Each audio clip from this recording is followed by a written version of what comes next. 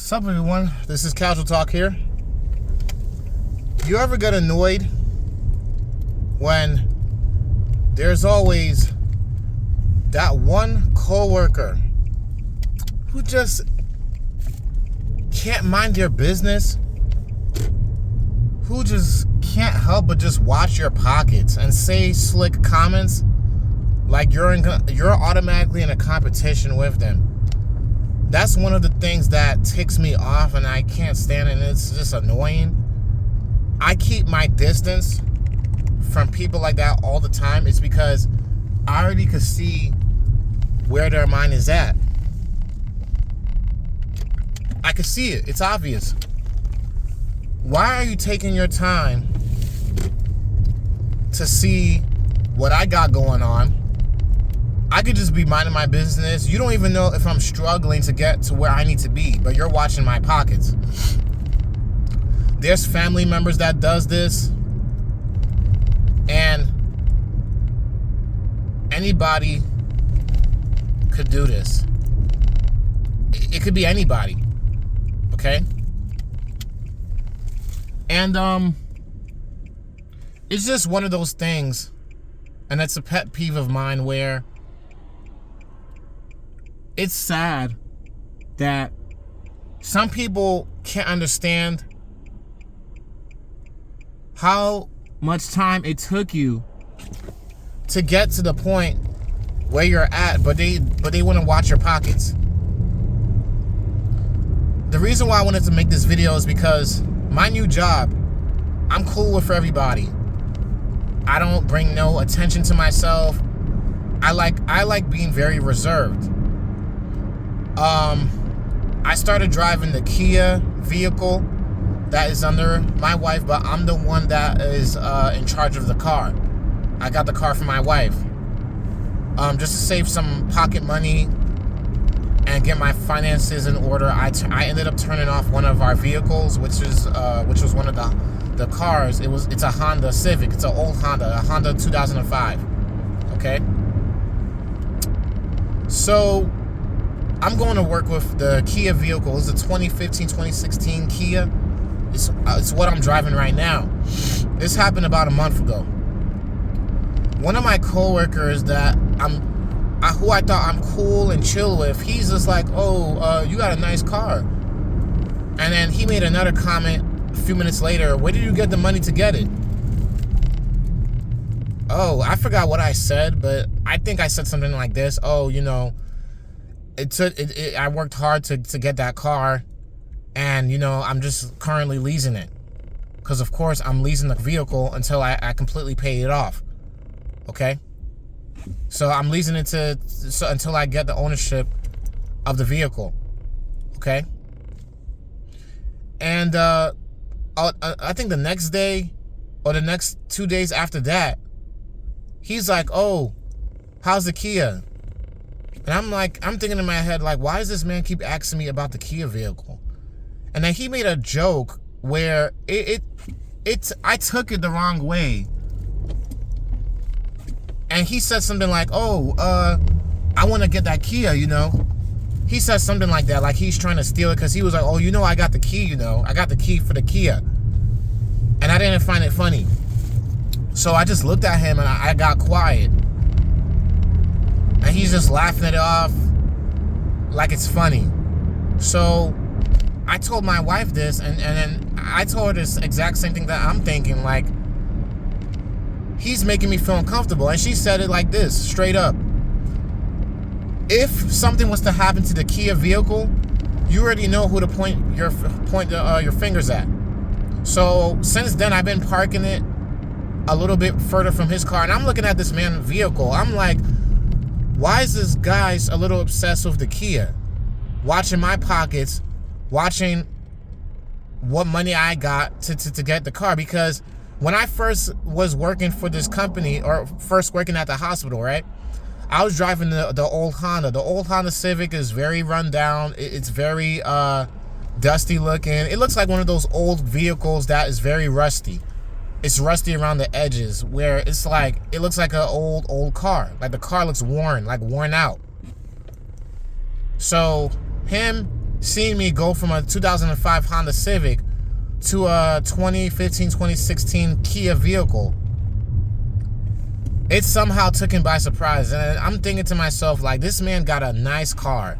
I seen the car he drives out of curiosity, because he's sizing me up, watching my pockets, and I started watching him. And then this is the same coworker that gave me advice, being the fact that me and him, we mainly spent most of our time in Brooklyn, New York. I'm from there. He's technically from there, but he wasn't born and raised there, right? And he's telling me to not trust anybody. So that applies to you as well. So why would you ask questions about my car that I'm driving just to watch my pockets? Why would you do that? That goes to show that there are some people out there that they just make it seem like they're competing against you, they're in competition, and it's just one of those coworkers. It could be even a family member. They automatically are competing, but you're not in the competition.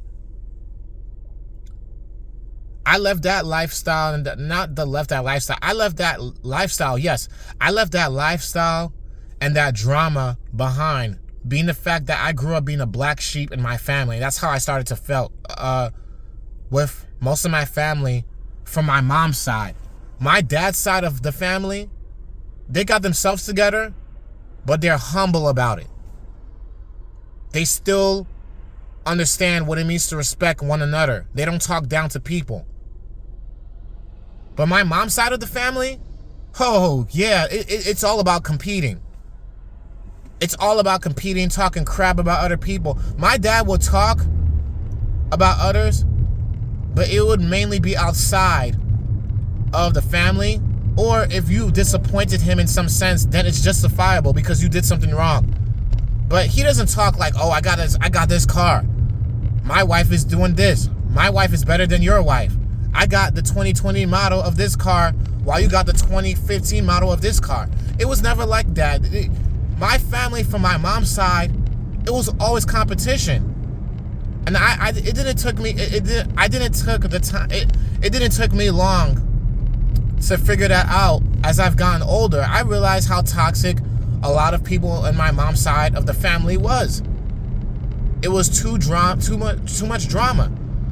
So since then, I've learned to watch people a lot more, and I've learned not to really trust everybody, not be open arms with everyone, because most of the time when you're open arms with a lot of people, most cases, especially if they're too nice, it's too good to be true, a lot of the times there's people out there that are looking to take advantage, get too comfortable, and use you and see what you got going on, see what they could get out of you. There's a lot of people out there that has this mindset. And I got coworkers like this on my new job. And they exist everywhere you go. Everywhere you go, you're going to always have that one coworker, those two coworkers, those three coworkers. People that you don't even know at your local grocery store, your shopping center. You could go to the mall by yourself. So there's always that one person, two people, three people who's just watching your pockets, watching what you got. It's not just the hood. I'm from the hood.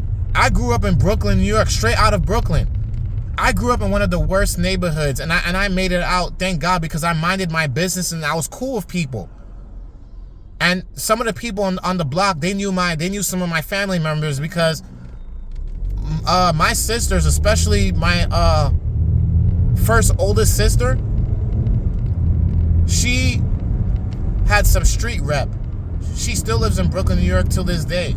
So because they knew some of my family members, and they knew my sister and her street rep, her word being on the street, because, you know, my sister got herself in a lot of drama, right?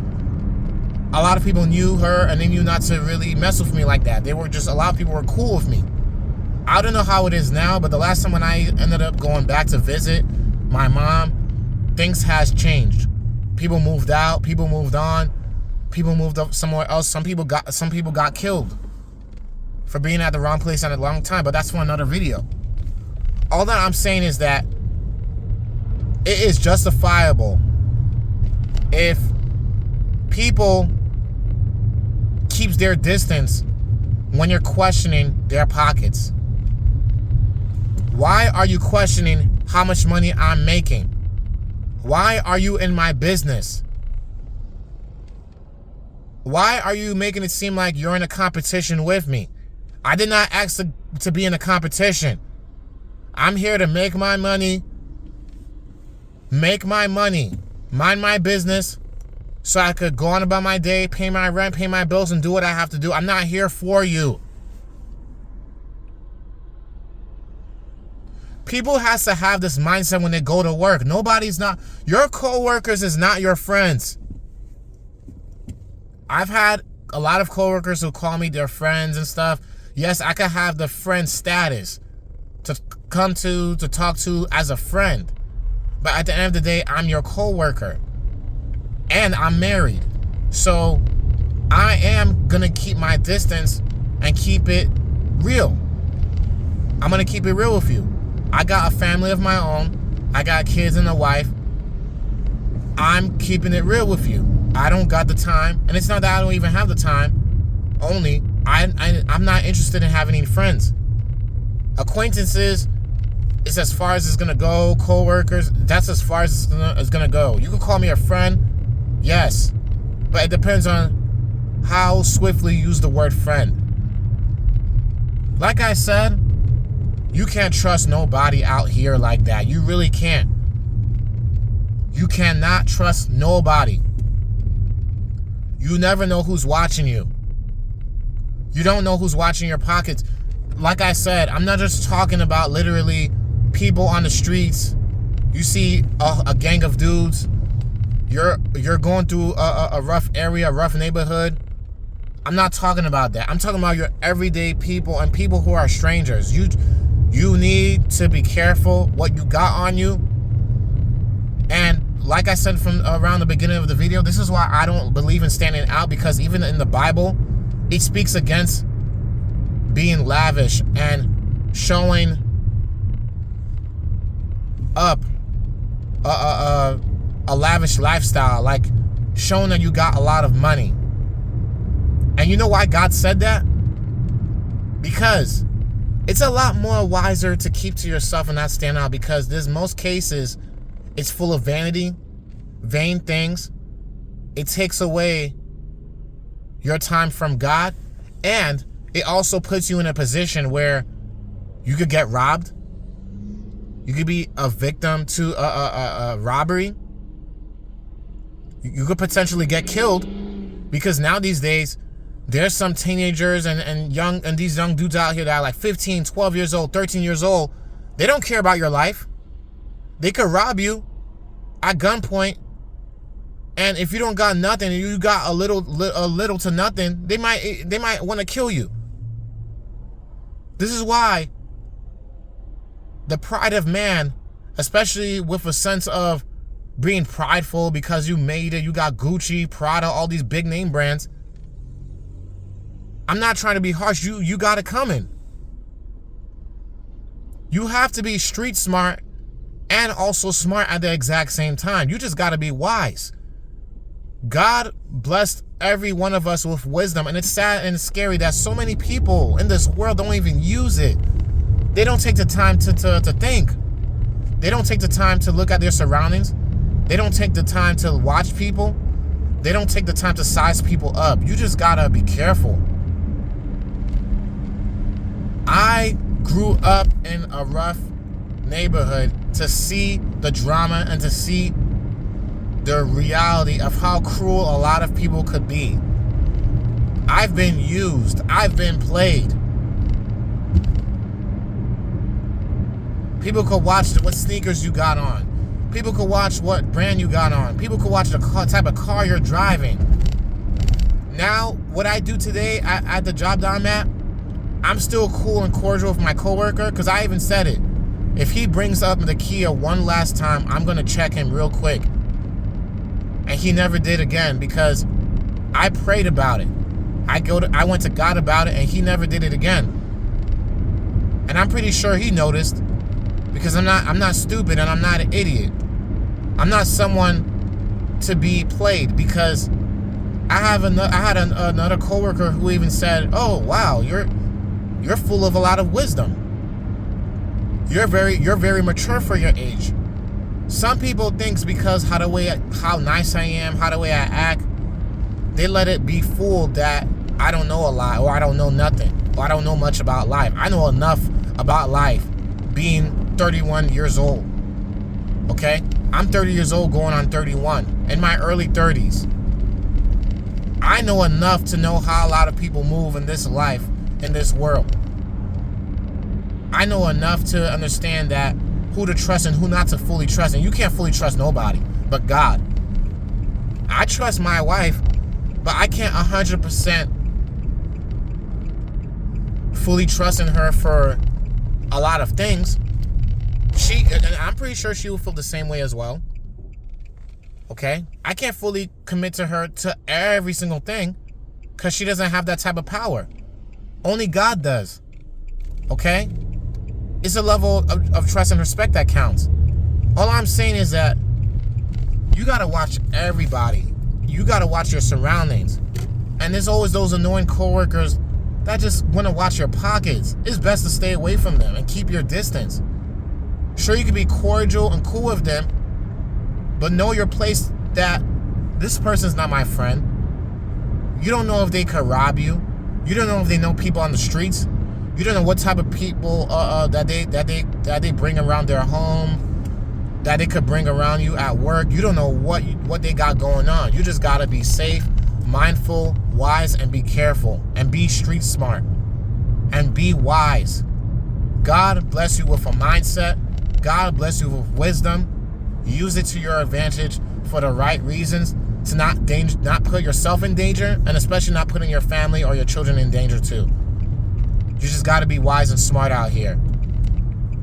Don't ever think nobody's watching your pockets, because plenty of people is watching no matter where you go. You just got to be smart about how you're going about things, what you got going on.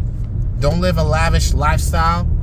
You could like nice things, but at the same time, you don't have to show the world what you got. And you have to be smart about it at the exact same time. That's all I got to say. This is Casual Talk here. Peace out. Let me know what you think.